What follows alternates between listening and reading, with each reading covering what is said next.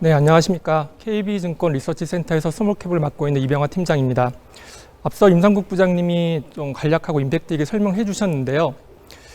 이슈 테마란 게 제가 이제 매년 연말이 되면 이슈 테마에 대한 고민을 많이 합니다. 근데 이슈 테마가 어떻게 보면 거창하게 느껴질 수도 있는데 쉽게 생각하시면 일상에서 얻는 투자 아이디어라고 보시면 될 것 같아요.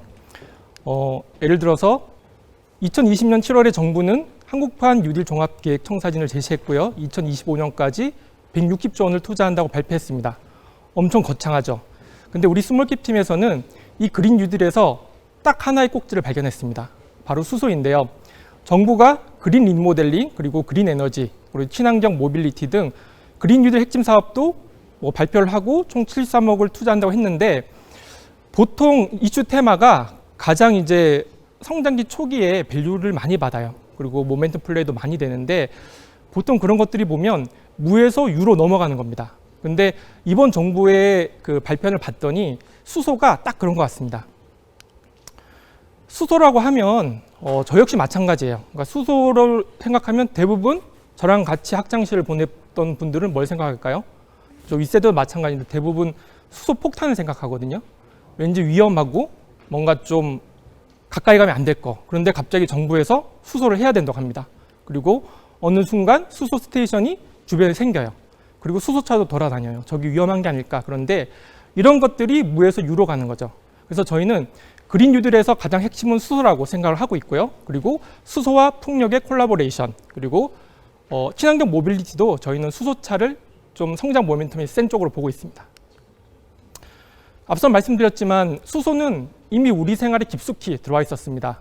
석유화학, 반도체, 그리고 디스플레이 여러 산업용 원료를 사용을 했는데 여기서 또 중요한 걸 좀 제가 좀 짚고 넘어가 드리고 싶은데 정부에서 하는 수소는 일반 수소입니다. 그러니까 우리가 알던 수소 폭탄이랑 다르고요. 그리고 산업용 원료랑도 다릅니다. 그래서 어떻게 보면 가솔린이나 LNG보다도 좀 안전한 그런 게 현재 정부에서 밀고 있는 수소 경제의 핵심인데 아직까지 인식이 안 좋아요. 근데 항상 템버가가 됐든 주식시장에서 가장 큰 모멘텀은 이런 데서 탄생은 꼭 하거든요. 그렇기 때문에 이런 그린 뉴딜에서 앞으로 수소, 그리고 수소의 생산, 저장, 운송, 공급까지 이 사용으로 이어지는 밸류 체인은 저희가 계속해서 좀 볼 필요가 있습니다. 수소 연료 전지 같은 경우도 정부의 신재생 에너지 설치 의무화 제도 때문에 앞으로 건물용 연료 전지 시장에서 2020년까지 30%인데 앞으로 더 늘어납니다. 그래서 여러분들이 모르는 사이에 어떤 새로운 건물에 들어가면 거기 수소 연료 전지가 있을 거예요. 그러면 당연히 그 수소 연료 전지를 만드는 회사들은 어떻게 될까요? 시장에 관심을 받고 있겠죠. 이미 과거에 관심 없던 종목들이 각 리서치 센터의 기업 분석부들에서 커버를 하기 시작했습니다. 그런 종목들 대부분 보면 수소 연료 전지에 관련주들로 지금 다 보여지고요. 스몰캡 팀에서도 그런 종목들을 지속 발굴할 예정입니다. 앞서 말씀드렸지만 수소와 풍력의 콜라보 효과인데 이 풍력은 제가 주니어 때부터 스몰캡 애널리스트를 했었는데 그때부터 풍력은 화두였어요. 그래서 풍력은 어떻게 보면 계속해서 기반이 딱 끼고 있는 하나의 친재생 에너지원인데 재밌는 거는 이 풍력으로 수소를 만든다는 거죠. 정부의 계획도 마찬가지고 정부가 갖고 가려는 그런 핵심 기술력을 보더라도 풍력을 통해서 그러니까 친환경 에너지원을 통해서 수소를 만드는 쪽에 많이 집중이 되어 있습니다. 여전히 그런 쪽으로 콜라보 효과가 날 수 있는 기업들과 밸류 체인들 계속 봐야 될 것 같습니다. 저희가 세 가지 종목을 그린 에너지에서 만들어 좀 관심 종목으로 좀 선정을 해봤는데 CS 윈드, DMS, 미코입니다. 제가 앞서 말씀드린 그린 에너지 그리고 수소, 풍력 콜라보레이션 그런 것들 다 마찬가지인데요. CS 윈드 같은 경우는 이미 글로벌 레퍼런스가 좋습니다. 글로벌 시장에서 풍력 타워로 좋은 실적을 갖고 있고 수주를 계속 따고 있고요. DMS는 중형 풍력 발전기에서 사업의 수익이 기대됩니다. 본업 디스플레이 쪽인데 이렇게 풍력이라는 좀 없던 사업이 붙으면 당연히 주가나 실적에 좀 모멘텀이 강하겠죠. 그래서 좀 주목해 보고 있고요.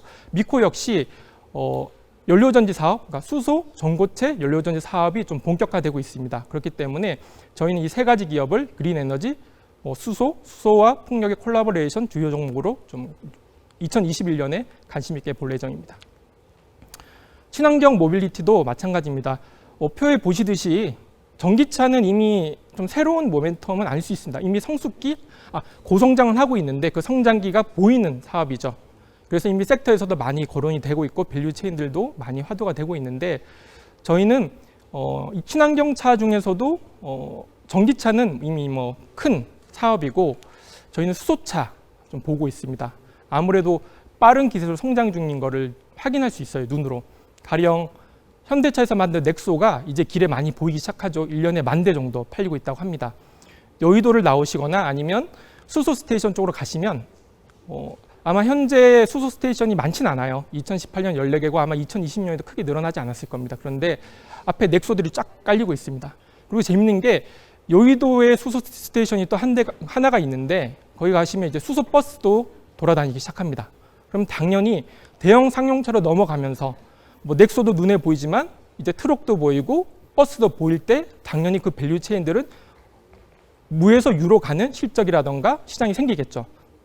그래서 우리 스몰캡 팀에서는 그런 종목들과 밸류 체인들에서도 지속적인 관심을 좀 두려고 합니다. 친환경 모빌리티 관심 종목도 3가지 선정을 했는데요. 일진다이아, 동아화성, DK락입니다. 일진다이아는 현대차 수소차 넥소에 그 수소 탱크를 납품하고 있는데 당연히 현대차의 수소차 라인업이 강화되면 같이 수혜를 보는 그림을 보고 있습니다. 자회사 일진복합 소재가 그 부분을 담당하고 있고 지속적으로 관심을 가져가면 좋을 것 같습니다. 동아화성도 본업이 좋은데요. 거기다가 자회사 동아퓨어셀이 수소연료 전지 시스템을 개발하고 있습니다. 이 부분에 대한 성장 모멘텀이 강할 것 같습니다. DK락은 밸브 쪽에서 그 수소 스테이션 확대 때 좀 많은 성장 모멘텀이 그리고 기회가 포착될 것 같습니다. 그래서 이 3가지 종목 저희가 관심 종목으로 보고 있습니다.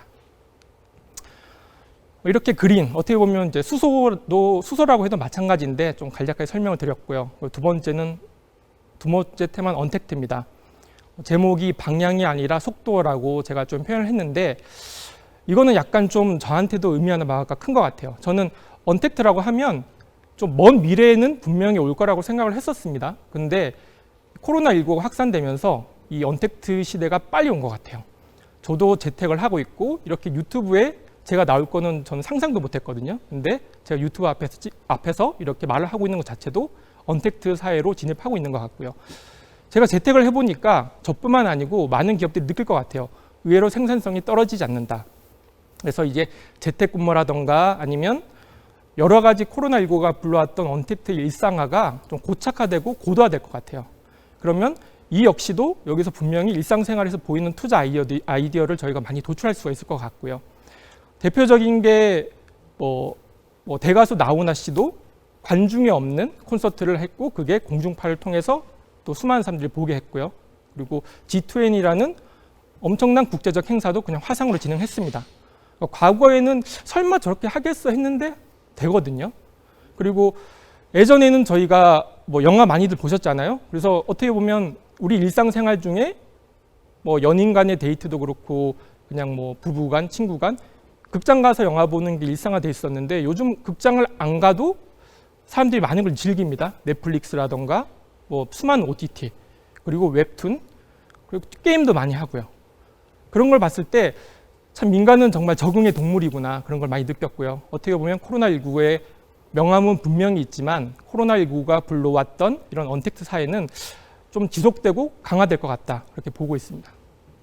저희는 앞으로 언택트의 핵심을 스몰캡 팀에서는 5G 그리고 미디어 콘텐츠 게임과 같은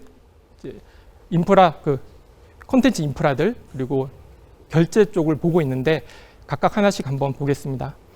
5G는 앞서 저희 김준섭 통신 섹터 애널리스트가 잘 설명을 해줬는데 보시면 무선 데이터 트래픽이 계속 올라가고 있어요. 근데 우리나라는 2G부터 3G, 4G, 5G까지 스무스하게 투자가 잘 되고 워낙 통신 인프라가 좋기 때문에 못 느끼는데 코로나19가 확산되고 유럽 같은 데는 이태리 같은 경우가 대표적이라고 제가 뉴스를 봤는데 이게 핸드폰도 안 터졌다 하더라고요.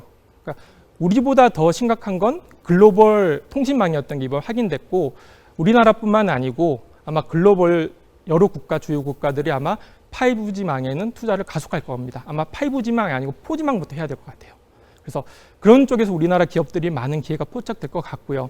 그리고 또 재정 투자를 해야 되지 않습니까? 경기 부양을 위해서. 그러면 예전에는 뭐 도로 깔고 못된 건설하고 그랬는데 지금은 이런 5G 통신망 인프라로 많은 자금들이 집중될 것 같고 우리나라 역시도 2021년도에 좀 많은 예산을 책정해서 통신사들과 함께 민간 협동해서 5G망 투자를 가속할 것 같습니다.